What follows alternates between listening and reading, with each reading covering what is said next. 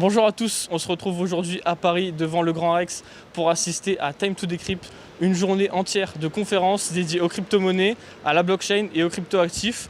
En tout, une dizaine de conférences. On a du très beau monde. On a Alexandre Stachenko de Blockchain Partner, de KPMG, de Ladan. On a également Start Mining qu'on avait pu rencontrer lors du salon Virtuality. On a Asher, on a Pierre Persson, le député de Paris. On a vraiment du beau monde. Donc ce que je vous propose, c'est de me suivre et qu'on aille découvrir tout ça.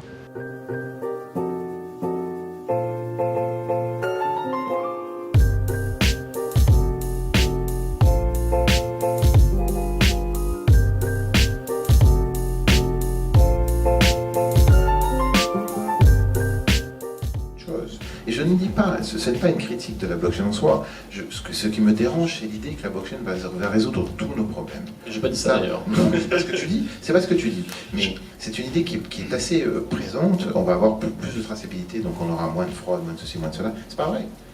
C'est une technologie comme une autre, donc les gens vont l'utiliser au meilleur. On va avoir, tu as un truc qui me fait bondir de ma chaise. Tu dis l'or, c'est de l'or digital. Ouh là là là là là là. J'avais fait des calculs savants pour dire que, en gros, quand Bitcoin vaudrait 2 500 000 euros, il aurait une masse suffisante pour permettre des échanges de matières premières internationaux. Pour que Poutine puisse vendre son gaz à je ne sais pas qui et faire des transactions de plusieurs centaines de millions ou plusieurs milliards, il faudrait que Bitcoin vale à peu près 2,5 millions. Beaucoup de personnes se demandent parfois, est-ce que c'est possible de hacker Bitcoin? Ou est-ce qu'on peut hacker la blockchain en général? Est-ce que c'est possible? Alors, techniquement, dans l'absolu, oui, mais dans les faits, non. Pour deux raisons. Et j'aime beaucoup la deuxième.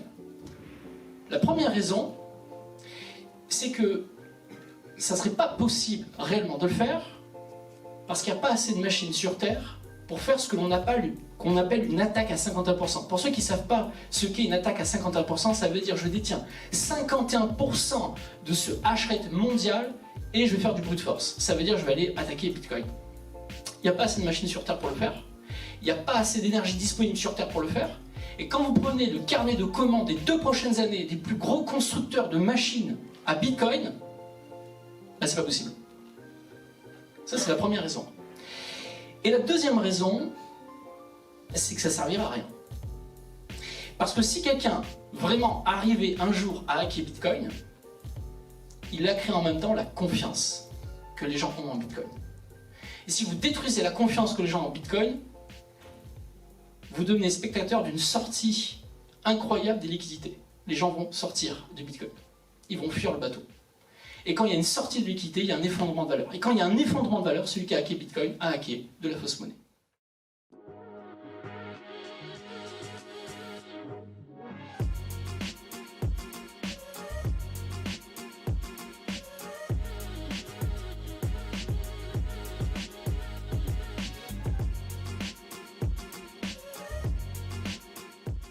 Si vous êtes débutant, si vous démarrez dans cet écosystème, il y a 2 bons conseils qu'on va vous donner et qu'à peu près tout le monde vous donnera. Le premier, c'est d'éviter le court terme. Si vous achetez le Bitcoin aujourd'hui en vous disant oui, dans 7 jours il sera plus haut, je vais revendre, vous essayez de faire un métier de trader. Et dans la phrase métier de trader, il y a métier.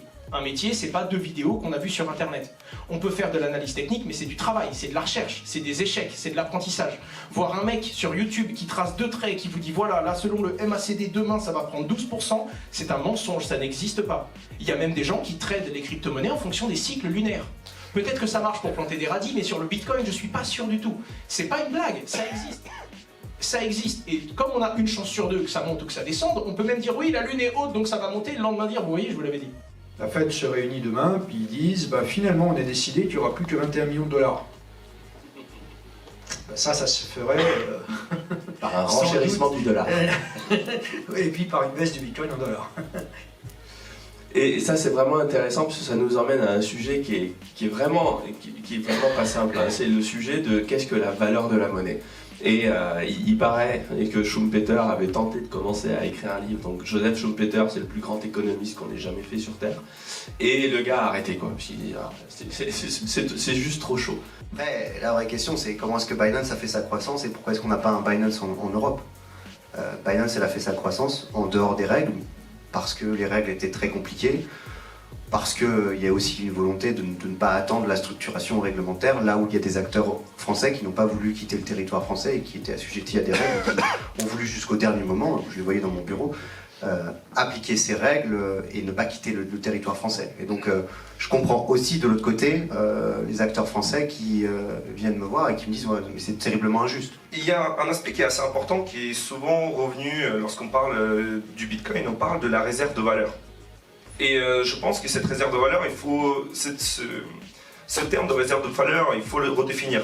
Lorsqu'on parle de valeur, on parle de la valeur monétaire, la valeur que le Bitcoin a en dollars ou en euros.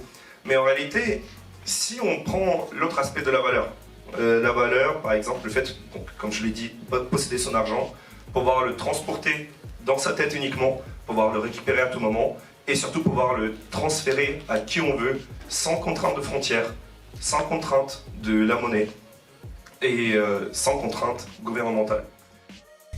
Bon, du coup, fin de journée pour CoinNote, fin de journée à Time to Decrypt. On a passé une super journée. C'est vrai que c'était un petit peu fatigant d'enchaîner 8-9 heures de conférence, de 9h du mat. Là, un peu plus tôt, ça a commencé à 8h30 jusqu'à là 17h30, 18h. On va faire un petit résumé. Donc, au début, on a eu un débat. On a eu Alexandre Stachenko, ensuite il a fait un débat avec Stéphane Revers qui était très intéressant. C'est vrai que dans la crypto c'est rare qu'on ait un débat de personnes qui ne sont pas d'accord, souvent c'est sur des petits détails ou des choses comme ça. Là on avait vraiment un débat d'idées, donc pour le coup très intéressant. Je vais vous lire un peu les choses que je me suis notées. Richard Détente aussi, super cool, super intéressant, il était là 2 fois dans la journée, toujours des petites vannes mais un regard très, très intéressant sur la cryptosphère en général, sur la blockchain, même sur l'avenir. À la fin de la journée on a eu un petit écart, une demi-heure sur la microfinance, sur la macroéconomie, plutôt macroéconomie, qui était intéressant mais qui était un peu compliqué, tout comme la sécurité avec XDeFi. C'est vrai que moi, à partir de ce moment-là, j'ai commencé un petit peu à lâcher. Mon cerveau, il a commencé un petit peu à fatiguer, parce qu'enchaîner les conférences comme ça, c'est pas facile. Sinon, qu'est-ce qu'on a eu d'autre? On a eu beaucoup d'intervenants très intéressants. Franchement, c'est avoir des intervenants de qualité comme ça pour un premier événement. Chapeau à l'équipe de Time to Decrypt. Chapeau à cet événement, d'être là au Grand Rex. C'était vraiment un bel événement. On a bien mangé aussi, on a bien bu. C'était super cool. Petite pause déjeuner. Justement, en parlant de pause déjeuner, après la pause déjeuner, on a eu Asher qui nous a parlé d'investissement. Owen Simonin pour les intimes. Voilà, Asher, je suis fan quoi. En tant que Gobon fan, j'ai même pris une petite photo. C'était génial. Il nous a parlé d'investissement, il nous a parlé en une demi-heure, voilà, il a été assez complet. Donc c'est vrai que c'est pas facile. La plupart des intervenants en fait c'est pas facile parce qu'ils avaient qu'une demi-heure pour parler. On va monter un peu sur la scène là. On va montrer un peu l'envers du décor. Voilà, ils étaient posés là, donc vous l'avez vu de toute façon dans la vidéo. Ils étaient posés là, face à la scène. Je vais monter sur la scène. Je vais même m'installer pour continuer. Et donc du coup, on a fini avec la régulation. Donc on avait Pierre Persson, on avait Ladan aussi, on avait une avocate. Donc vraiment super intéressant. Ce qui était très cool pendant cette journée et vraiment la grande force, et encore une fois bravo à l'équipe de Time to Decrypt, la grande force de cette journée c'est d'avoir réuni des intervenants assez prestigieux, on va pas se mentir, de Owen Simonin à Alexandre Stachenko, en passant même à la fin, on a eu Grégory Raymond, enfin on a vraiment eu des intervenants de qualité, mais ils ont réussi à toucher tous les sujets. On a eu le mining ce matin, on a eu l'écologie juste après. Après on a eu la finance, la macroéconomie, on a eu l'investissement, on a eu l'actualité avec l'Ukraine à la fin, on a vraiment touché à tous les sujets. C'est super intéressant. J'espère que vous avez adoré cette vidéo. Mettez un petit pouce bleu, un petit commentaire. N'hésitez pas à vous abonner, à aller voir notre site internet. Et moi je vous dis à la prochaine. Salut!